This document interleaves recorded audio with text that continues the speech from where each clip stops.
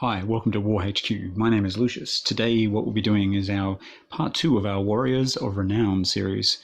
And what we are looking at today is the Asuryani, or Eldar, Wraithguard, and what makes it a Warrior of Renown within Kill Team. This one could cause some speculation, I don't know.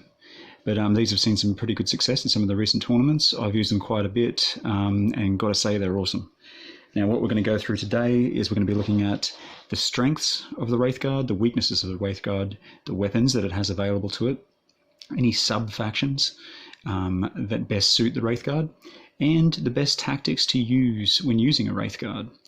So if you like Asuryani, you like Eldar, whatever the hell you want to call them, these weird spirit constructs called the Wraithguard, then stay tuned. The strengths, as I see them, of the Wraithguard are as follows. The first thing it can do is it has an ability called Implacable. Now this model can shoot or react even if it fell back or retreated earlier in the battle round. Very important, as this thing is primarily armed with an amazing gun, or whichever one you choose is pretty good. So being able to fall back and shoot for free is really good, and react. You can really stop some of those bigger close combat models that could potentially kill you. Another really good thing about the Wraithguard is just how hard this thing is to kill. I mean, this is a toughness 6 model. It has 3 wounds and it has a 3+ save. That makes it incredibly durable. Now, you could imagine something like this would be perfect playing against Grey Knights. Now, if you're playing against Grey Knights that are all one wound models, they're just normal Marines. Now, if you've got a D-Scythe or something on this, man, you can literally kill 2 or 3 of them each turn. It is really powerful, and we'll go through the weapon combinations a little bit later. Now, it also has a leadership 9, which a lot of people overlook. Now, even your best aspect warrior Exarch only has an 8. So having a leadership of 9 makes your break point for your army quite a lot better.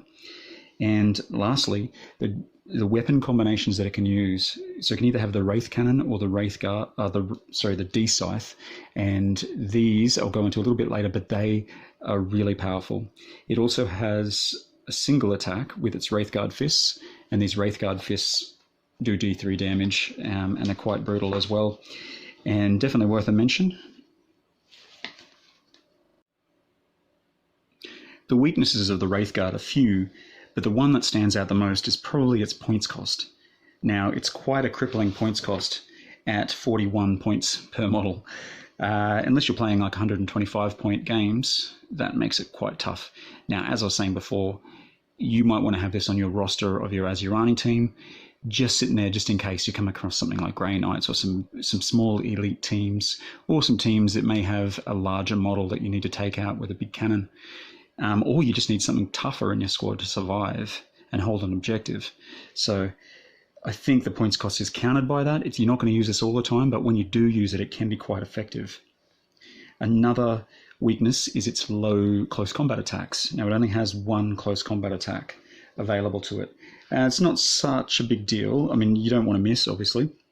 But if you do hit with it, it's a strength 5 hit, -1 AP and D3 damage. So it can do good damage with that attack, but it'll probably be the enemy's AP saving throw that'll stop you from doing that, if at all. But if you do hit with it, pretty good.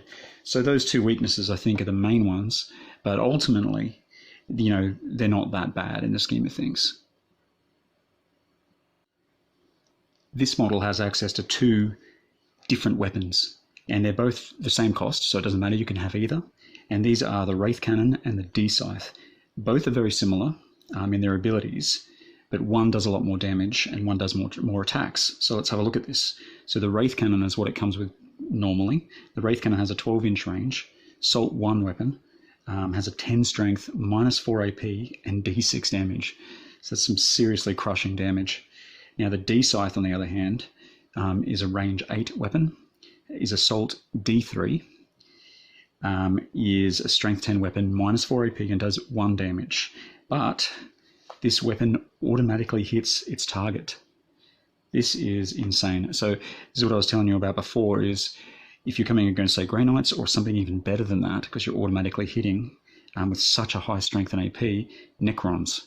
this is a perfect thing to use against a Necron force that comes against you, because they're not going to get an armor save, even they're immortals. Strength 10, it's going to be 2 ups to wound, and you're automatically hitting. So as long as you don't roll a 6 on your injury roll, you're pretty much killing, well, D3 Necrons a turn if you can get onto them. So the D-Scythe, in my opinion, is the more versatile of these weapons. Now, if you are coming across multiple wound enemies, that could be a problem, but you're pretty much going to damage everything. And look, there's not many things with a 6 toughness in this game, so having a strength 10 weapon is pretty much ensuring that you're going to have a 2 up to wound all the time, and minus 4 AP, then that's, marine armor's gone, basically. So they're the 2 weapons you have, both very powerful and awesome. As far as specialisms go for the Wraithguard, in order of preference, this would be my order. Heavy specialism would have to be number 1, the best specialism to take for the Wraithguard.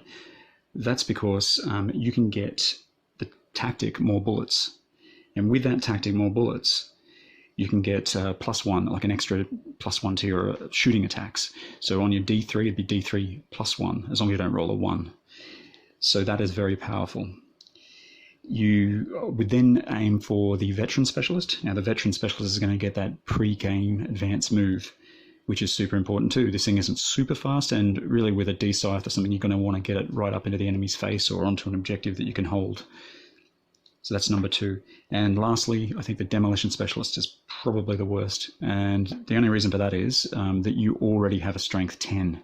So it doesn't really matter about getting a +1 or +2 to your wound rolls, because everything's going to be 2 up anyway. You can't get any better than that. So they would be my specialism picks.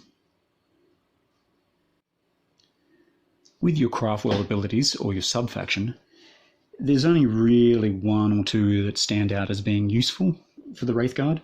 I think the one that's going to be the best, ultimately, is probably Ulthway. So this one, on a roll of 6, you ignore that wound loss to the model for each wound it takes. So sort of like a disgustingly resilient, which is probably the most powerful, I think. The others, re-rolling charge rolls for Sam Hain, don't think you really need that one. That's not going to do anything for you. Fieldcraft from the Aliotic. So you're obscured if you're over 12 inches away. That could be pretty good, but ultimately you really want to get within 12 inches because your weapons start at 12 inches for range, so that's pretty useless for you. Beal Tan, add 1 to leadership characteristics of Aspect Warriors, and then the Shuriken Cannons and Catapults get a reroll. So I don't think that's important either. And the Iodin, the last one, Stoic Endurance, and that's all about nerve tests. You're not going to really fail your nerve tests with a leadership that good anyway, so I think really the best one for the Wraithguard is going to be Ulthway. As far as the paid CP tactics go, there's quite a lot that are really beneficial to the Wraithguard itself. The first, which I've already mentioned, is the heavy specialism tactic of more bullets. So this will give you +1 to your attacks if you're using the D-Scythe. Remember, this won't work on anything where you've got 1 attack, so you need to have more. So if you roll a 2 or a 3 on your attacks with your D-Scythe, then you'll be able to +1 to those. So that's really important. Next one is Warriors of the Webway. This one is really powerful. So use this tactic at the end of the movement phase. Choose up to 3 models from your kill team that were set up in reserve. So obviously this would be one of them.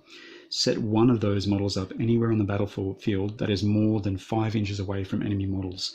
Then set up any remaining models within 2 inches of that model and more than 5 inches away from enemy models. So you could imagine you can get this exactly where you want it at the end of the turn 1 movement, and then have some friends supporting it as well. So that is a super, super powerful tactic you should consider for turn 1. Next one is Matchless Agility. So with this one, it costs 1 CP. Basically what you can do is, instead of rolling a d6 for how much extra you advance, you just get 6. So you get the maximum, which is really important for this one because it only has a movement of 5. So you could get a potential of 11 every turn if you're using this. Another one is Fire and Fade. So with this one, use this tactic after a model from your kill team shoots in the shooting phase. The model can immediately make a normal move of up to 7, so it'd be 5, as if it were the normal movement phase. So you could put it somewhere dangerous. Say you attacked first, like you had the initiative, you do its damage with its attacks, and then you move, say, behind line of sight blocking terrain or something like that, which would be obviously good. And the last one I've got down is the Rune of Uned.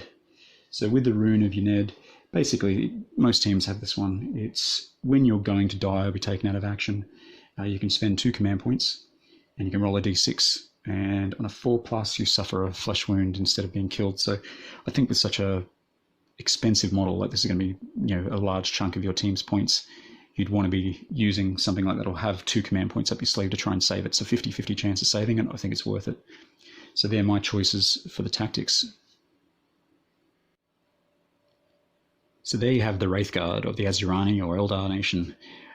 As you can see, it's very powerful, has a lot of solid tactical options, very hard to kill, excellent weapon choices, really good for those niche situations where you're up against opponents that have little tricks like Necrons and Grey Knights. This thing will be able to survive, and not only that, with the D-Scythe that you give it, it'll be able to kill them quite easily. So it might be just a little counter that you have within your rosters to be able to fight those kind of forces. But other than that, a solid model all round, definitely a warrior of renown in my eyes. Hope you enjoyed this episode.